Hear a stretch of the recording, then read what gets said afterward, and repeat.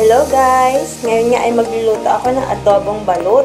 At binalatan ko na nga muna itong balut na binili ko. Medyo mahirap nga lang siya balatan. At tinaktak ko na nga muna yung sabaw nito sa loob para mas madali siyang balatan. Sa Pateros nga pala ako palagi bumibili nito. Masasarap din kasi talaga yung mga balot nila.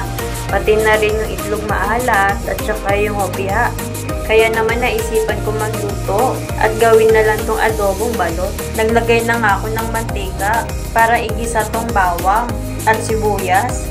Hinalo-halo ko nga muna to.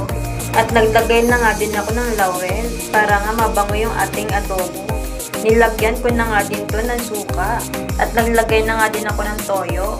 Tansya-tansya nga lang to guys ginawa ko. Tapos hinalo ko nga lang to saglit at sinunod ko na nga tong balot. Daan-daan nga lang yung ginawa ko ditong paghalo dahil nga malambot lang to.